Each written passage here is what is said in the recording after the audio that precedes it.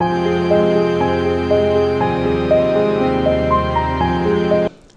bring you greetings in the name of God the Father, the Son, and the Holy Spirit.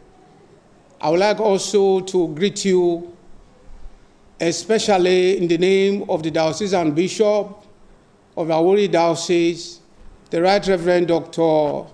Johnson Akinwamide Atere. It is our pleasure to have you blessed spiritually and continually in the name of Jesus. Let us pray. Our Father and our God, we thank you for another privilege to listen in on your word. We ask that you speak directly to our spirit man. In Jesus' mighty name we have prayed. Amen. The theme of the message is prayer for the missionaries. The text is Matthew chapter 28, verses 19 and 20, which reads, "Go therefore and make disciples of all nations, baptizing them in the name of the Father, of the Son, and of the Holy Spirit, teaching them to observe all the things that I have commanded you, and lo, I am with you always, even to the end of the age." Amen. Missionaries are people who, in obedience to specific call and command of God, left their comfort zone to places where God led them to serve as ambassadors. They are propagators of the gospel of Christ in different lands and culture. Praying for them is our only way, if not the most important way, of aligning ourselves with God's purposes on earth and drawing his hand alongside us in the assignment he has given to us. And talking about assignment, do you know that mission is God's given assignment? It is indeed God's given assignment. The slide before us in verse 16 showed how the apostles gathered unto Jesus. But remarkably, the Bible says 11 instead of 12. Do you know why? Because Judas Iscariot has eliminated himself. He had committed suicide.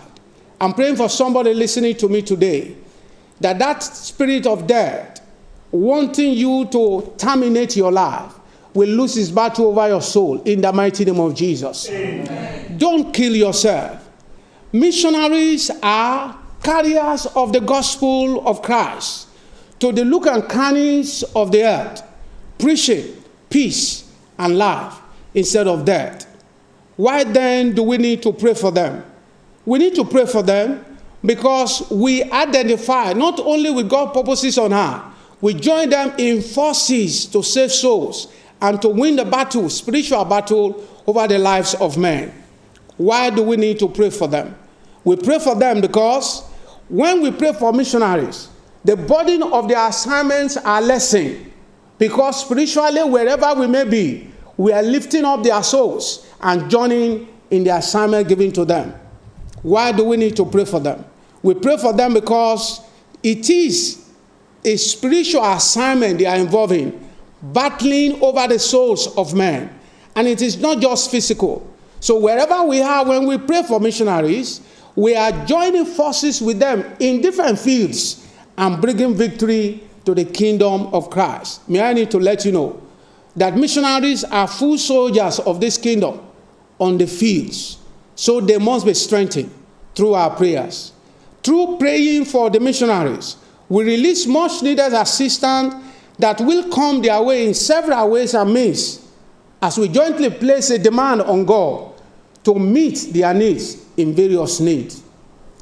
The assignment of missionaries as seen in the text read to us, Matthew chapter 18, 19, and 20.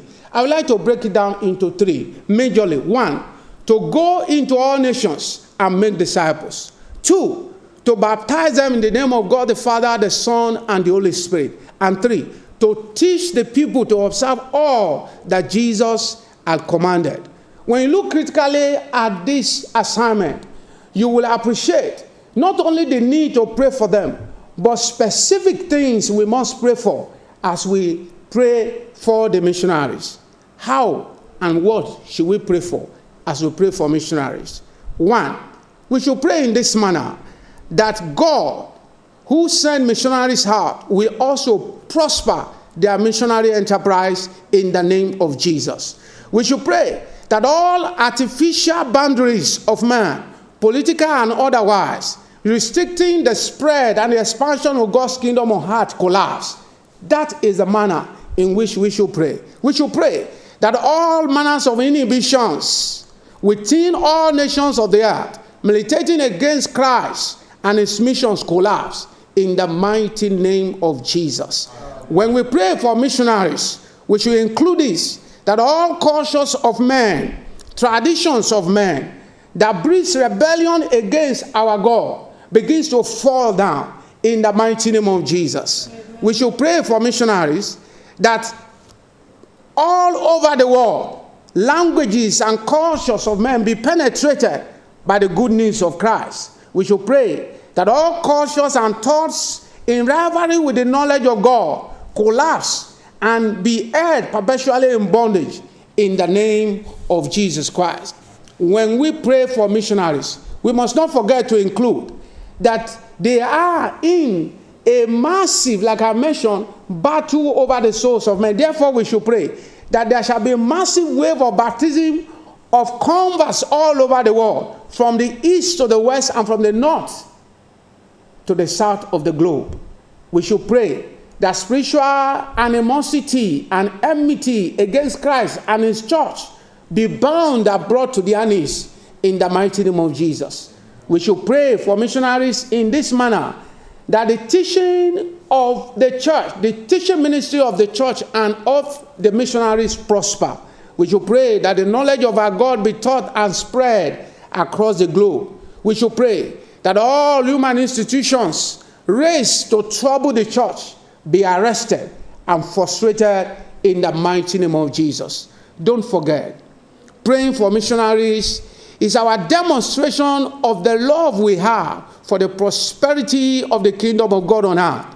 It is our show of love to humankind as well, which need the needed and urgently to be reconciled back to its maker.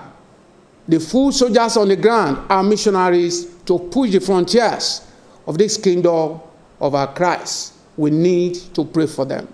Please join in praying for them regularly.